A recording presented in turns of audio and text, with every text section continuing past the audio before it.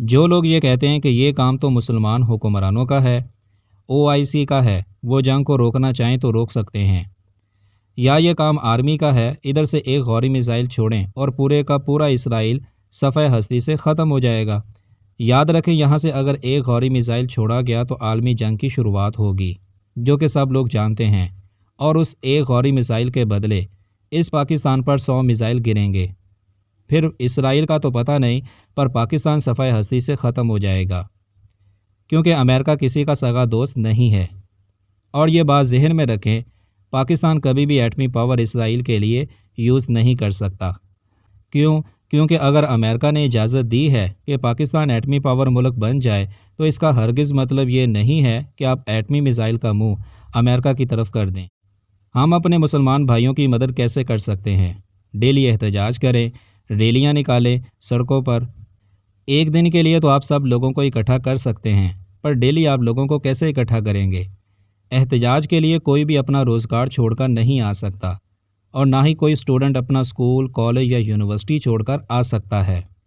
کسی کے پاس اتنا ٹائم نہیں کہ وہ 1 سال کے لیے لگاتار روڈ کے اوپر بیٹھا رہے اور ریلیاں نکالتا رہے۔ سمپل اور آسان حل کیا ہے جس سے ہم قیامت والے دن اپنے خدا کے سامنے شرمندہ نہ ہو؟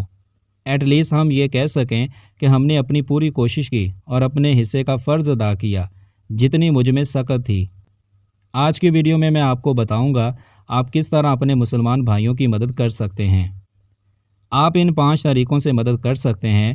جو طریقہ آپ کو اچھا لگے ان میں سے کسی ایک طریقے سے اپنے مسلمان بھائیوں کی مدد کریں۔ دنیا میں اس وقت سب سے زیادہ پاورفل اور خطرناک ایٹمی ہتھیار موبائل ہے۔ جی ہاں، جو اس وقت ہر مسلمان کے پاس ہے، پر افسوس کے ساتھ کہنا پڑ رہا ہے کہ کسی بھی مسلمان کو علم ہی نہیں کہ آپ کے ہاتھ میں جو ایٹمی ہتھیار ہے اس کو چلانا کیسے ہے، اس کا استعمال کیسے کرنا ہے۔ 5 سال سے لے کر 100 سال کا انسان بھی اپنے اس ایٹمی ہتھیار کا صحیح طور پر استعمال کرے تو وہ اپنے مسلمان بھائیوں کے لیے گھر میں بیٹھ کر بھی جنگ لڑ سکتا ہے۔ میری اس بات سے وہی متفق ہوگا جو اس موبائل کو صحیح یوٹیلائز کرنا جانتا ہے، اور وہ کر بھی رہا ہے۔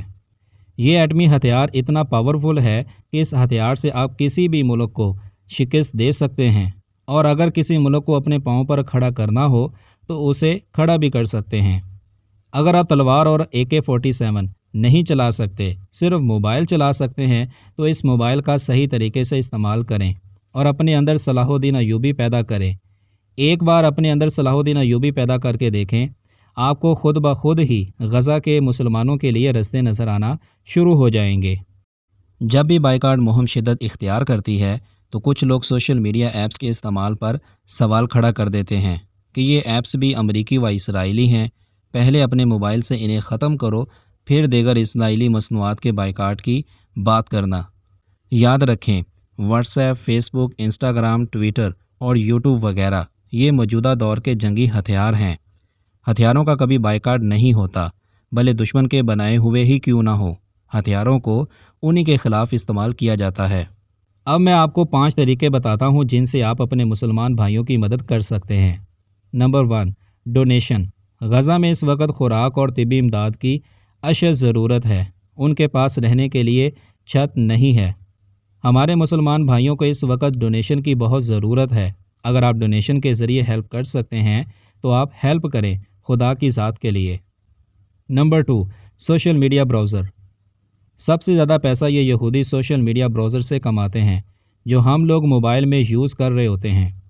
ان یہودیوں کے جتنے بھی سوشل میڈیا براؤزر ہیں جن کو آپ موبائل میں یوز کرتے ہیں، ان کی ریٹنگ نیچے لے کر آئیں۔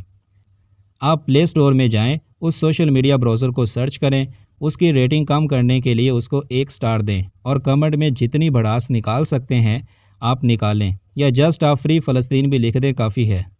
Number 3، boycott. پاکستان میں جتنی بھی یہودیوں کی پروڈکٹس ہیں ان کا بائیکاٹ کریں، بلکہ اب ان سب دکاندار کا بھی بائیکاٹس کریں جو یہودی پروڈکٹس دکان میں رکھ کے سیل کر رہے ہیں۔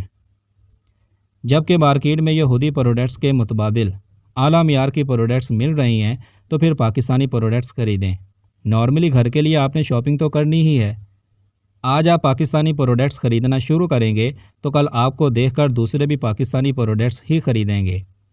اگر آپ ڈونیشن نہیں کر سکتے تو بائیکاٹ تو کر سکتے ہیں، مجھے دیکھ کر افسوس ہو رہا ہوتا ہے، میکڈونلڈس میں اب بھی رش لگا ہوتا ہے اور وہ سارے کے سارے مسلمان ہی ہوتے ہیں۔ مارکیٹ میں لیز، پیپسی، کوک، اس کے علاوہ دکاندار دوسری بوتل ہی نہیں رکھتا۔ ایسے دکانداروں کا بھی بائیکاٹ ہونا چاہیے۔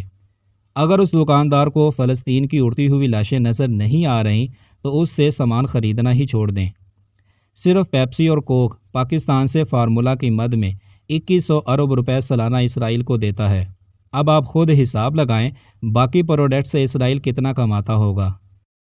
Number 4، social media post. Facebook, Instagram, TikTok, WhatsApp, نہ جانے کتنے سوشل میڈیا پلیٹ فارم ہیں جن کو آپ ڈیلی یوز کرتے ہیں پرسنل لائف کے لیے، اور ڈیلی روٹین میں ویڈیو اور پوسٹ اپلوڈ ہو رہی ہوتی ہیں اور سٹیٹس بھی لگ رہے ہوتے ہیں۔ ان تمام سوشل میڈیا کے ذریعے اپنے مسلمان بھائیوں کے حق میں آواز بلند کریں، لوگوں کو بتائیں یہ ظلم ہو رہا ہے۔ اسرائیل جنگ نہیں لڑ رہا بلکہ نسل کشی کر رہا ہے۔ دنیا کا کوئی بھی مذہب عورتوں، بوڑھوں اور چھوٹے چھوٹے بچوں کو میدان جنگ میں قتل کا حکم نہیں دیتا۔ یہ جنگ نہیں ہے، یہ ظلم اور ظلم کی انتہا ہے۔ کتوں اور بلیوں سے پیار کرنے والوں نے ہزاروں انسانی بچوں، بوڑھوں اور عورتوں کے ٹکڑے ٹکڑے کر دیے۔ یہ جنگ نہیں ہے، یہ ظلم کی انتہا ہے، اور ہم اپنے مسلمان بھائیوں کے ساتھ ہیں۔ کوفہ والوں کی طرح ہم خاموشی اختیار نہیں کریں گے۔ اپنا ایٹمی ہتھیار یوٹیلائز کریں۔ صرف انٹرٹینمنٹ اور بزنس کے لیے ہی ان پلیٹ فارموں کو استعمال نہ کریں بلکہ اپنے مسلمان بھائیوں کا ساتھ دیں۔ سوشل میڈیا پر سٹیٹس لگائیں، فلسطین میں جو ظلم ہو رہا ہے اس کے خلاف آواز اٹھائیں۔ نمبر 5، دعا۔ اگر آپ ان میں سے کچھ بھی نہیں کر سکتے تو ایٹ لیسٹ اپنی دعاؤں میں غزہ کے مسلمانوں کو شامل کریں۔ نماز کے بعد جب دعا کے لیے ہاتھ اٹھائیں تو اللہ پاک سے دعا مانگیں، یا اللہ پاک غزہ کے مسلمانوں کو غیبی مدد عطا فرما۔ جس طرح آپ نے اپنے گھر خانہ کعبہ کی حفاظت کے لیے ابابیل کو بھیجا تھا، اسی طرح بیت المقدس کی حفاظت کے لیے بھی غیب سے مدد عطا فرما، یا پھر سے کسی صلاح الدین ایوبی کو بھیج دیں۔ آمین ثم آمین۔